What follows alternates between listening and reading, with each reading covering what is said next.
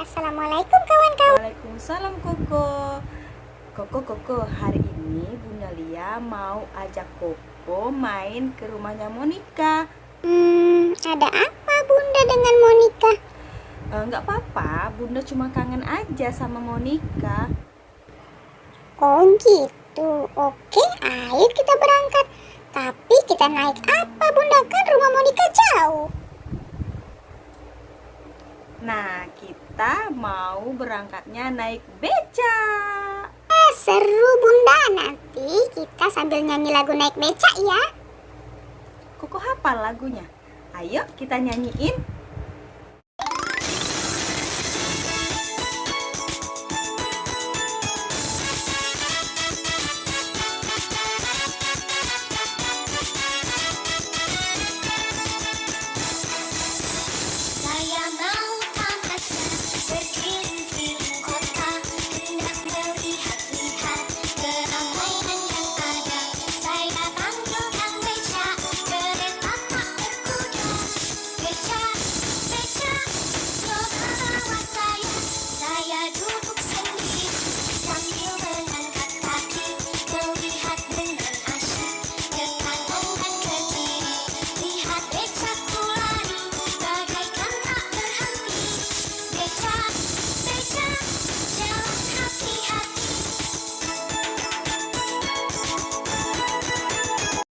Nah, sekarang kita sudah sampai di rumahnya Monica. Sekarang kita panggil Monica ya.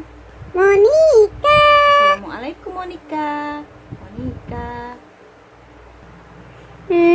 Waalaikumsalam. Loh, kenapa? Kok mukanya Monica jutek sekali? Monica lagi sebel Bunda karena banyak semut di rumah Monica. Monica, berarti rumahmu itu jorok. Koko, enak aja kamu bilangin aku jorok. Itu Koko, mungkin di rumah Monica ada sisa-sisa makanan yang belum dibersihkan, atau rumah Monica itu lembab. Bunda, Monica baru tahu. Semut nyebelin. Padahal ya Bunda ya, sudah Monica semprot, sudah siram, sudah pukul, tapi semutnya masih aja datang terus. Loh, nggak gitu Monica caranya kalau mau mengusir semut. Monica cukup bilang baik-baik aja sama semutnya. Pasti semutnya nanti pergi dengan sendirinya. Memangnya semutnya ngerti ya Bunda?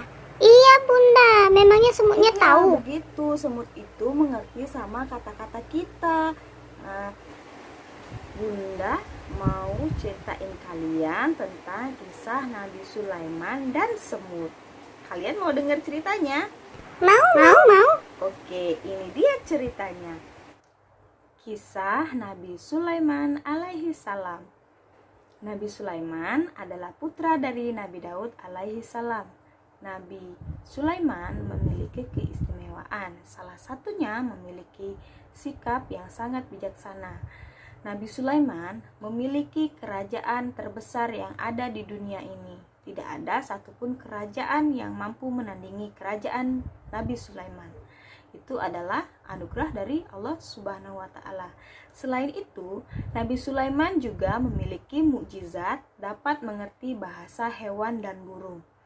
Pada suatu hari, Nabi Sulaiman menuju lembah Thaif. Di perjalanan, Nabi Sulaiman mendengarkan percakapan semut-semut yang ketakutan karena ada pasukan Nabi Sulaiman hendak lewat.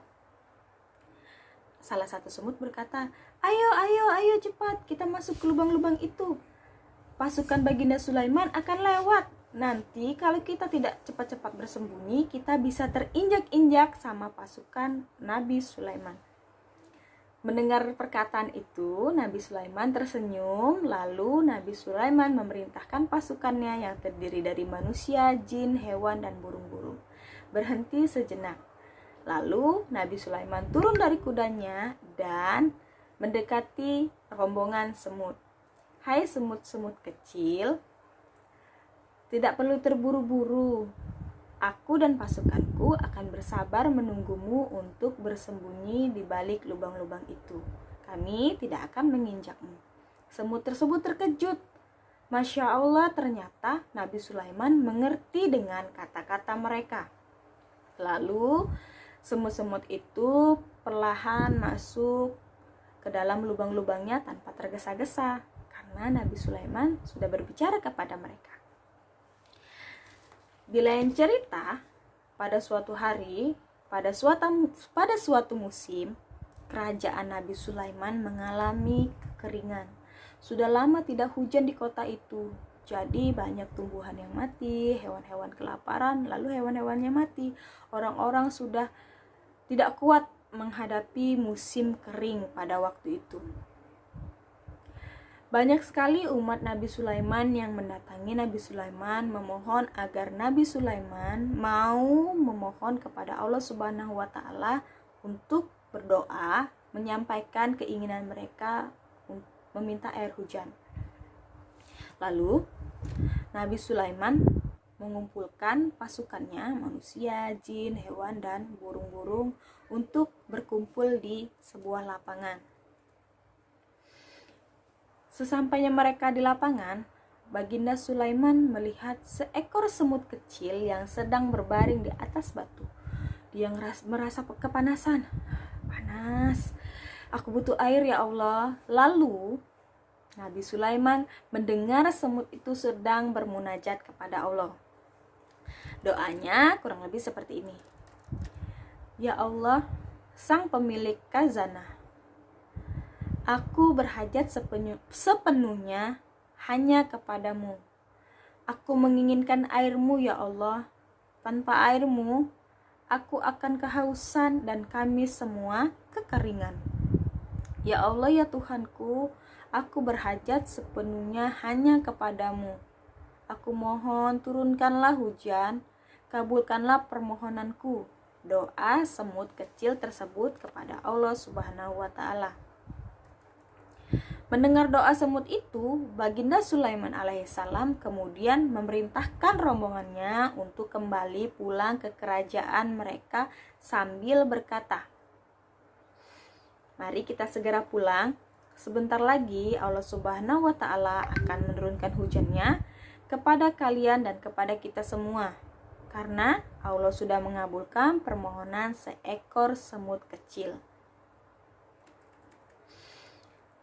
Kemudian Baginda Sulaiman kembali ke kerajaannya, dan tidak lama setelah itu hujan membasahi bumi dan kota tempat mereka tinggal. Suatu hari Baginda Sulaiman alaihissalam sedang berjalan-jalan. Lalu Baginda Sulaiman melihat seekor semut kecil yang sedang memanggul sebutir kurma.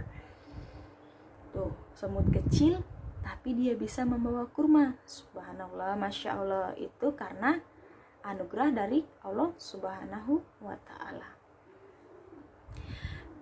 Nabi Sulaiman terus mengamati semut kecil yang sedang memanggul kurma tersebut. Kemudian Nabi Sulaiman memanggil semut itu. Hai semut kecil, untuk apa kurma yang kau bawa itu?